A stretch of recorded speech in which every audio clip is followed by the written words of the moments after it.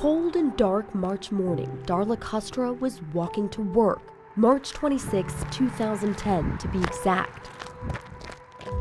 But she never made it. 8 years later, nothing at all. Not a word. Darla had been walking along State Route 57 just after 4 a.m. from her apartment in Lorain to her job in Elyria. That 4-mile walk so early in the morning, that was normal for Darla. She walked, and walked. Frank Kustra is her ex-husband. To this day, I don't know. I want to know where she is, sure. Darla had been estranged from him and their 4 daughters when she vanished. 3 days after Darla disappeared, her severed foot was found by teenagers walking along the abandoned train bridge just above State Route 57. A severed foot and nothing else. When I found out for sure, I was numb for about 24 hours. You know, right now, it's a cold case for us. We don't have any leads. 8 years have gone by with no sign of Darla. Her last moments, captured on surveillance, show her leaving her Lorain apartment early that morning. Did you ever have any leads in this case? No.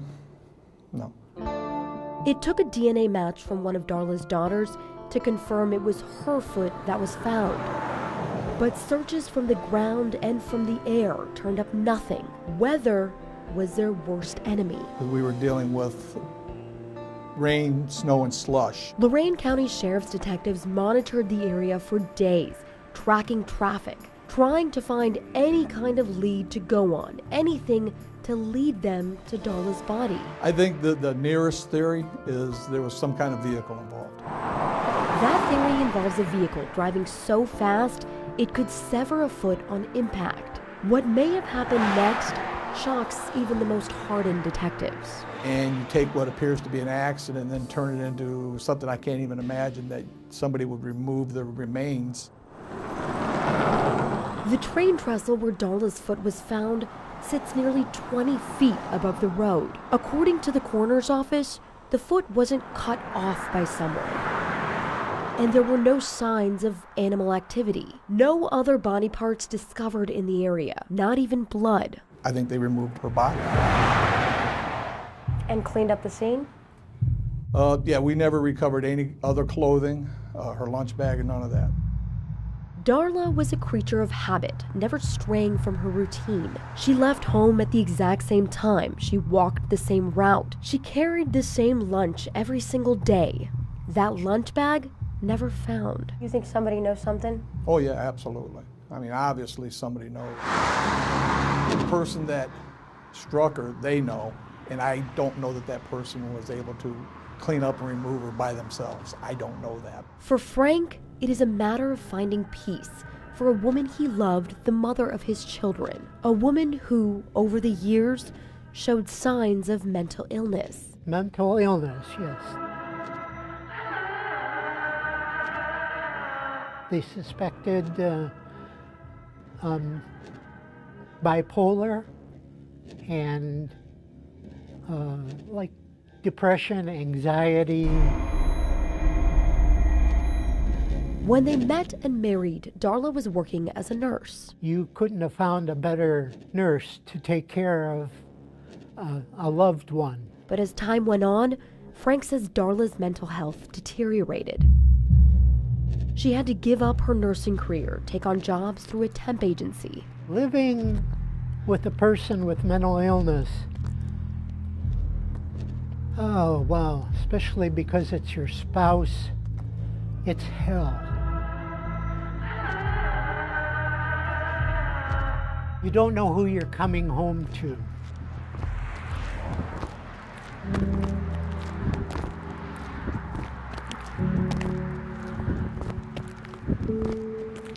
The walking, the mental illness going hand in hand.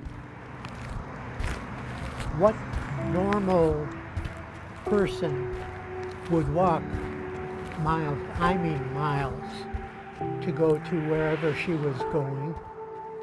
But with all her demons, detectives don't believe Darla committed suicide. They believe someone hit her and then disposed of her body. I want to know where she is.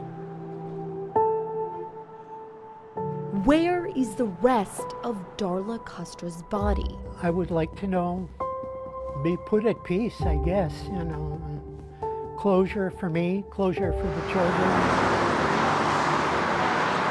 What was likely an accident turned into the unthinkable. The thing that gets me the most, I think, is when you see how people can treat other people. That's difficult. It's not the way I was raised. You know, it's not the way we're taught, not the way we want to live. And then you see what people can actually do. That gets to me. That bothers me.